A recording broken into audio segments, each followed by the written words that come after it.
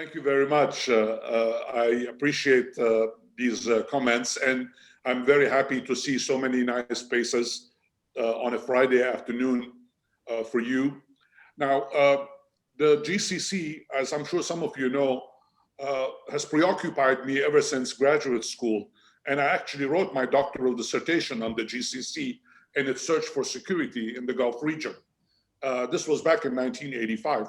And I got to be interested in this organization a long time ago. Ironically, my advisor at the University of Virginia was an Iranian, Professor Ruhollah Ramazani, who passed away last year. May he rest in peace. And he kind of taught me about the Gulf region from a perspective that is not usually what most people look at when they look at the Gulf. So the GCC has been around for almost 4 decades, or a little over 4 decades. It has had its problems during the past few years. And the most important one, of course, is the fact that there was within it fundamental disagreements between 2 important countries, namely Saudi Arabia and Qatar. Before I start talking about the GCC Al-Ula summit, one last point about the GCC, which we should always bear in mind. The GCC is a very imbalanced organization. You have a country like Saudi Arabia that really dominates it because of its population, size, location, wealth, etc. And you have essentially 5 other smaller countries that are more or less equal, but in reality are not. That's why in 1981, when the GCC was created, The Economist in London labeled it as the 5+1 organization.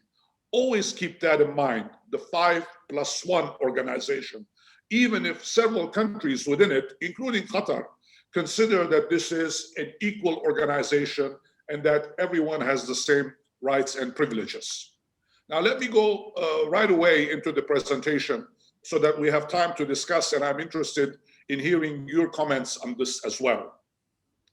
Saudi Arabia, Bahrain, the UAE, and Egypt buried the hatchet with neighboring Qatar after a diplomatic standoff that lasted about 3 years. The feud ended at the GCC summit in Al-Ula a few days ago, ostensibly to once again reinvigorate trade between Arab states and strengthen the bloc that will seek to counter various threats posed to them by neighboring Iran. In what I consider to be a Machiavellian step, Mohammed bin Salman publicly demonstrated how he intended to resolve lingering contentions.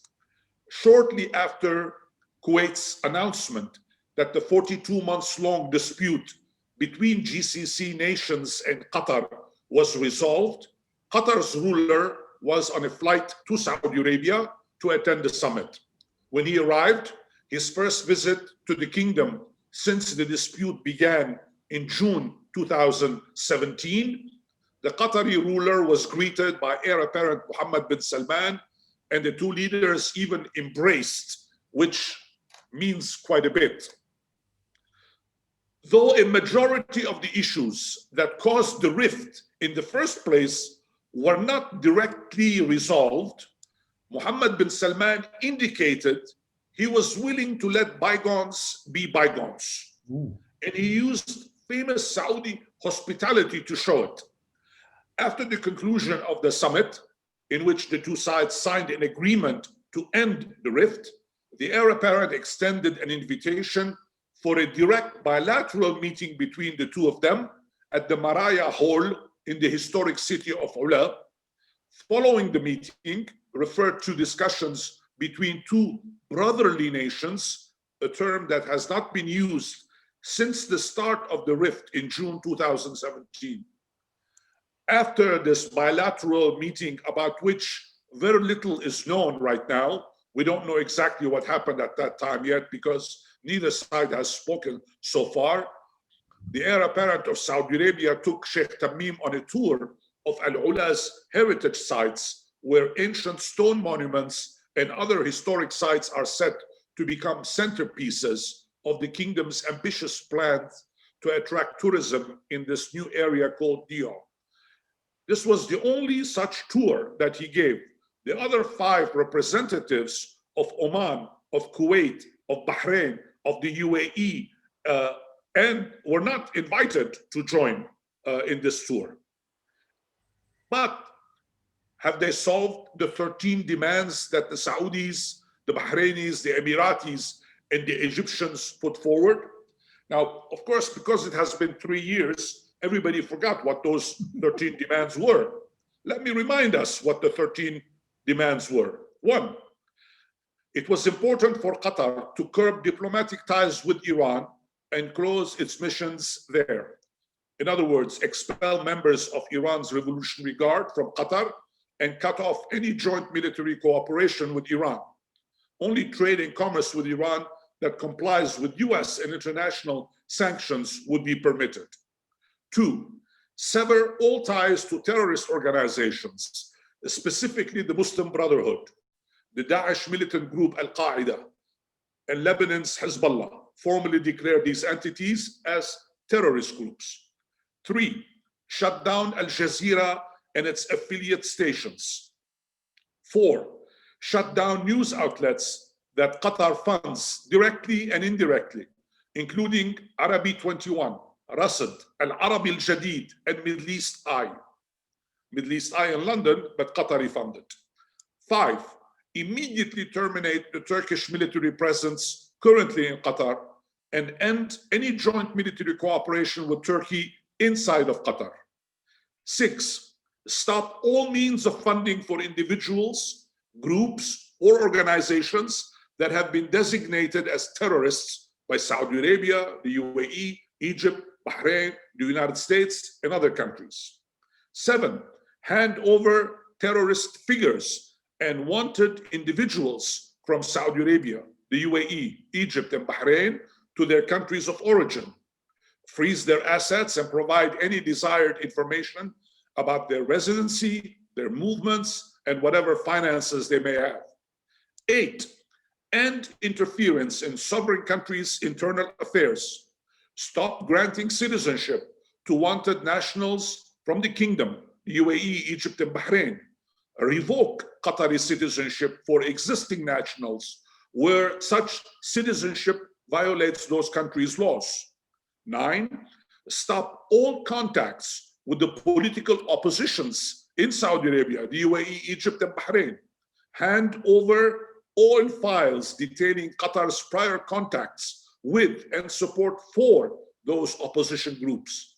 10, pay reparations and compensation for loss of life and other financial losses caused by Qatar's policies in recent years. The sum would have been determined through coordination with Qatar.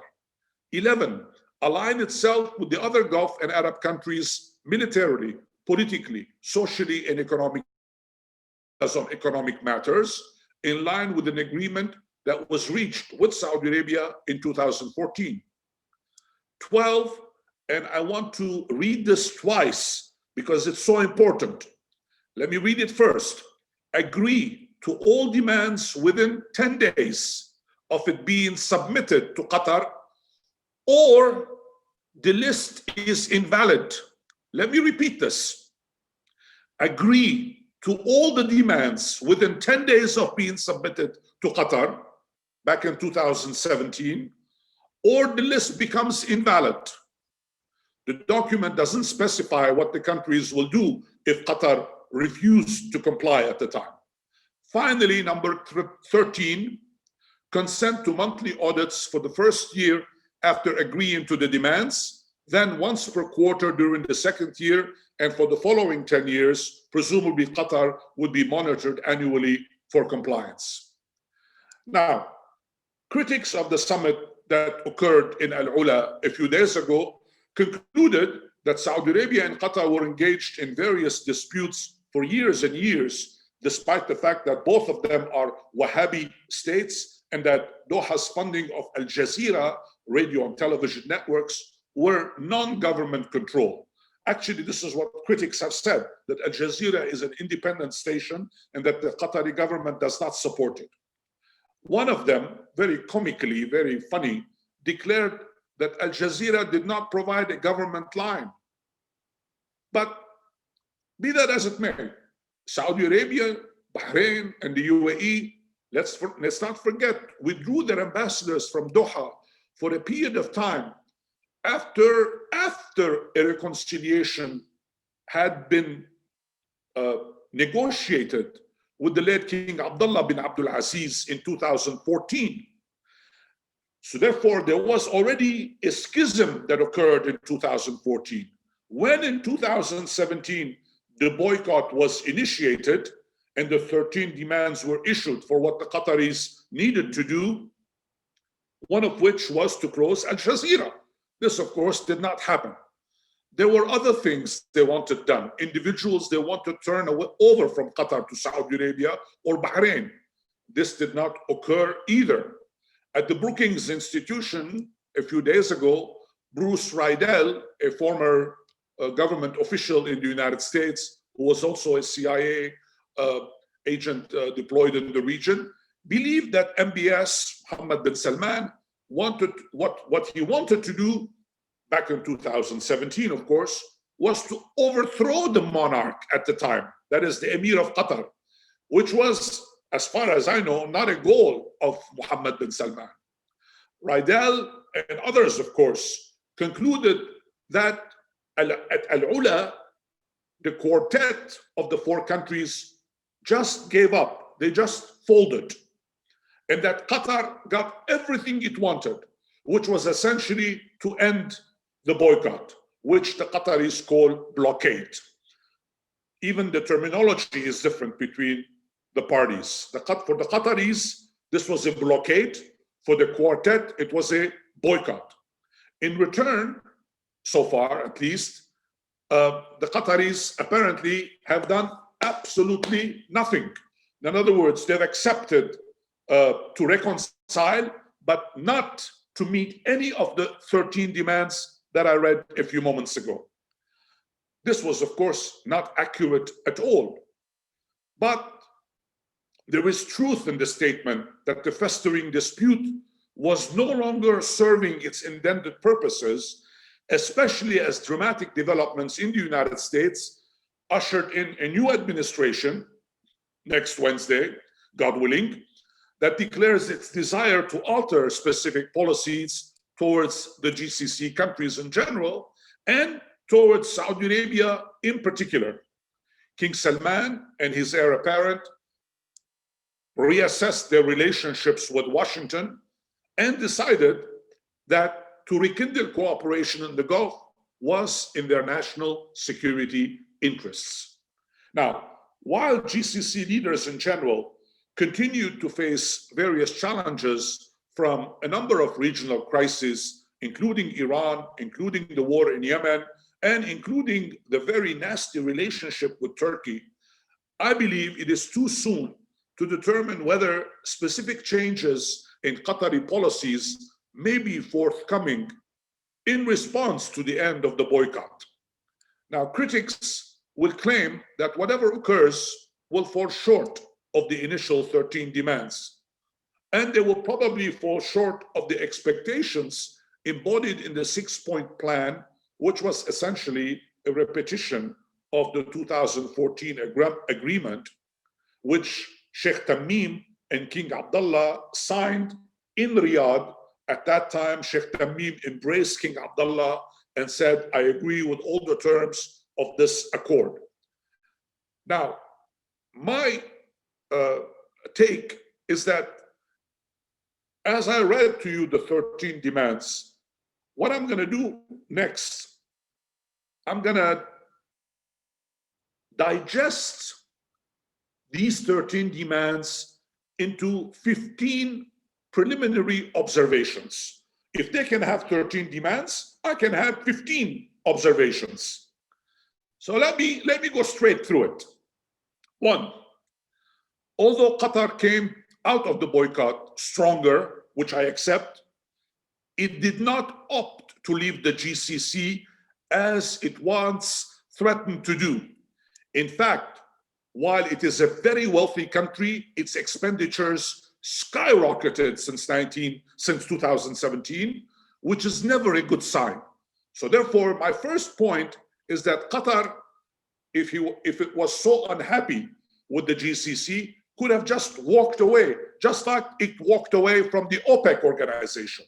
It did not leave the GCC, it stayed in it, even though Sheikh Tamim did not participate in the summits that occurred in 2018, 2019, and 2020. He sent his foreign minister or one of the other officials. He stayed in, and it cost Qatar a bundle.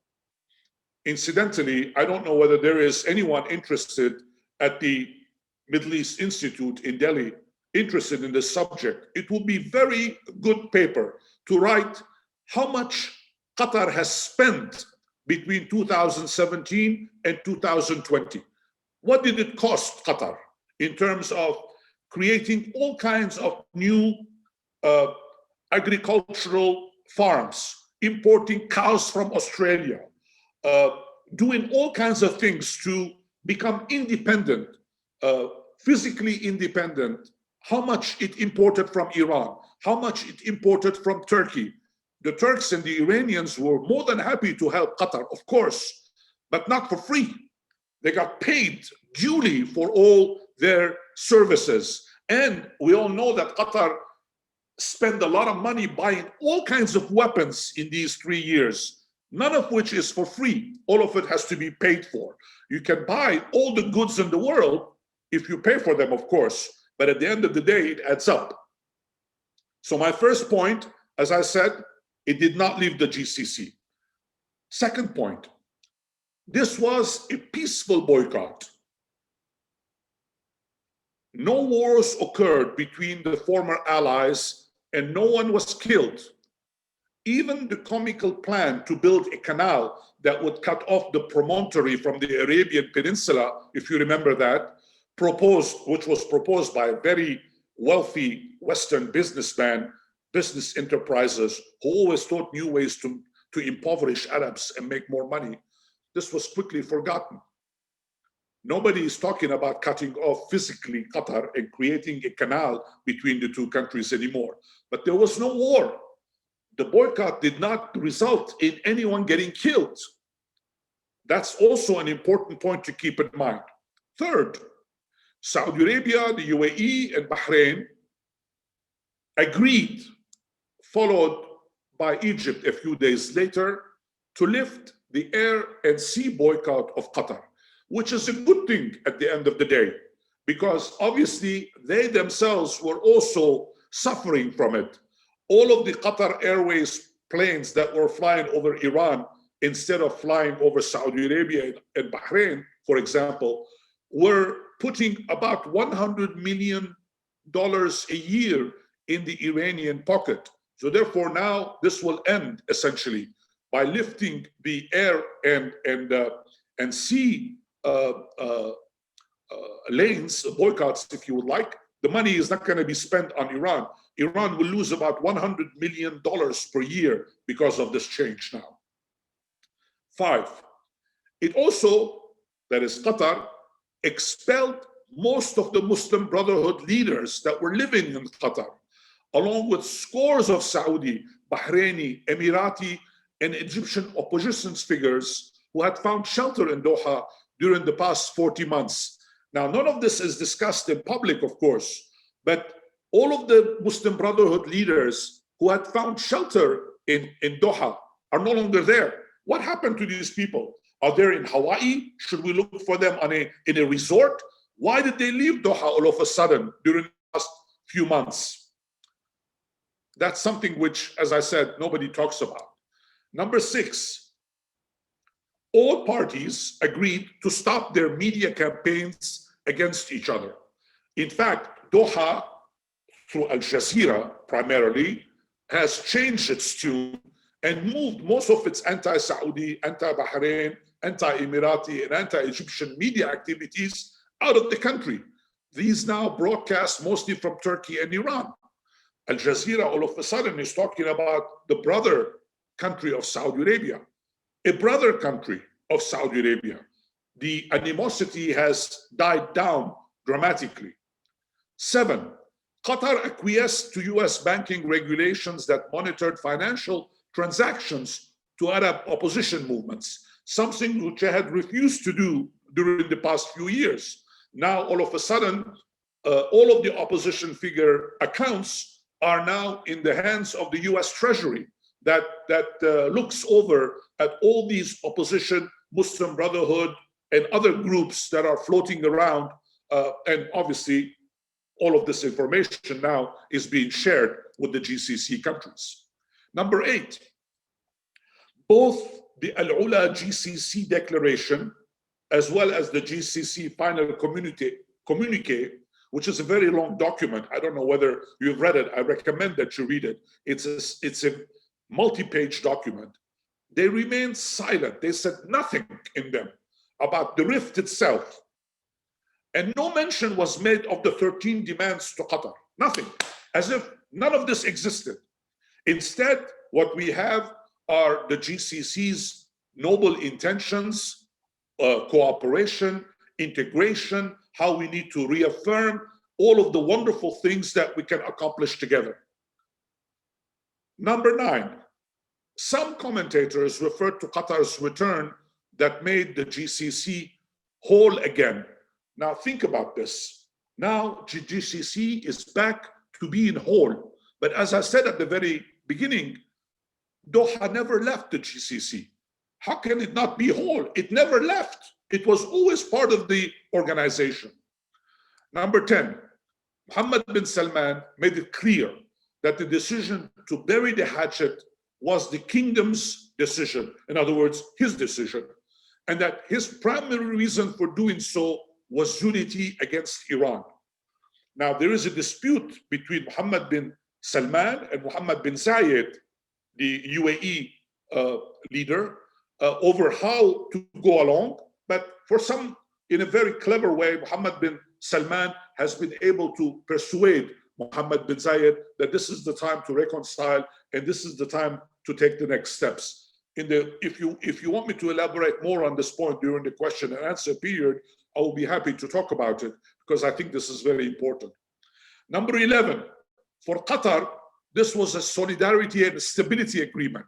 As Foreign Minister Sheikh Mohammed bin Abdul Rahman told Al Jazeera, I quote him, in order to overcome the conflict, an agreement was reached on the basic principles such as not harming any state, not interfering with the internal affairs or threatening the security of the regions. And he added, the process will take time due to quote unquote differences, as some outstanding issues will be discussed bilaterally between the countries. He acknowledged that each country had a different set of disagreements with Qatar, which is important to keep in mind as well. 12, mending ties also brought to an end the more costly aspects of the strife, including the economic cost to all sides, but especially to Qatar and Saudi Arabia. Number 13, there was the Turkish albatross hanging around the GCC neck on account of the Turkish military base near Doha. But Ankara applauded the end of the rift because of its own calculations. The Turks now are faced with their own dilemmas. There is the Abraham Accords, they cannot stomach that. 2, a new administration in Washington that is very anti-Turkish, and the new National Security Council advisor, Brett McCurk, really hates the Turks. Watch this very, very carefully. 3, there is a dispute with Iran, of course, between Turkey and Iran, and they have to come to terms with that. The Turks also desire to usher in a rapprochement with Israel. They would very much like to make up, kiss and make up, although the Israelis are playing hard to get now. And 5, a reassessment of its support for the Muslim Brotherhood itself. Mr. Erdogan is a Muslim Brotherhood member himself, and he always goes like this. This is the sign of the Muslim Brotherhood. Pay attention to his finger and how he always is doing the victory sign, the Muslim Brotherhood sign. 14, this is something which no one paid any attention to, but I would like to remind all of us, on November 10, 2020, the Saudi Council of Senior Scholars issued a fatwa, a ruling. And I'm going to read it to you because it's so important. This is what the fatwa says.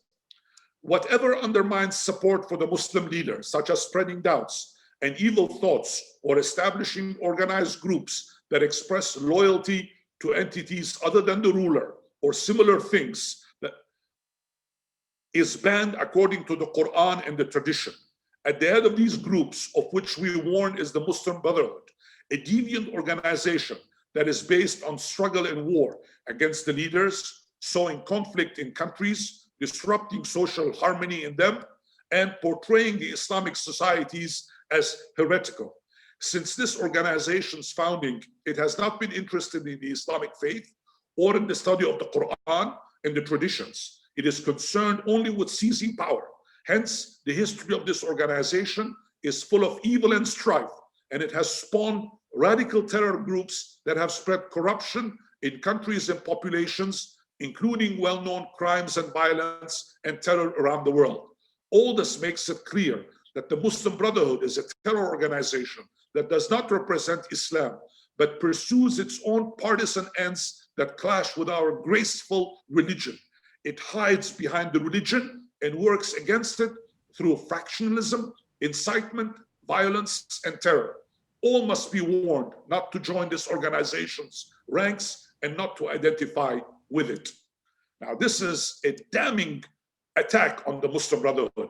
On November 10, the Saudi government accepts this. And on January 6 at Al-Ula, no mention is made of in the dispute about this major confrontation between Qatar that supports the Muslim Brotherhood and Saudi Arabia. 15, and last point that I will make before I conclude. As His Royal Highness Turki Faisal wrote on 6 January in Al-Sharq Al-Awsat, the GCC summit in Al-Ula gathered in the spirit, he says, of forgiveness, reconciliation, and recovery for the alliance. He continues, a Muslim must always forgive and reconcile. But once forgiveness and reconciliation are achieved, he affirmed, recovery was practically a done deal. Now, this could be a bit optimistic on his part, but put the Gulf aside for a second, and this is my concluding remark, and look at Egypt, most fascinating country in the Arab world. Egypt's concerns, more than one, focus on Qatari and Turkish support for the Muslim Brotherhood. Egypt, where the Muslim Brotherhood was created in 1926, after all. Let's not forget that. Only 4 years before Saudi Arabia became independent in the Third Monarchy. Egypt, Saudi Arabia, and the UAE considered the Muslim Brotherhood to be a terrorist organization. At the end of the boycott or blockade, it seems that the UAE and Saudi Arabia find themselves prioritizing their top threat concerns. Ankara observes that Riyadh's focus is back on Iran, whereas for Abu Dhabi, Turkey remains a major rival. It's not Iran that they worry about, but Turkey. All sides made a commitment at Al-Ula to be careful lest they fall into fresh traps. Time will tell whether these steps were wise and whether the reconciliation or the commitment to reconciliation will accomplish the objectives that Mohammed bin Salman and the other leaders decided to accomplish. I will stop here and open the floor for your questions. Thank you.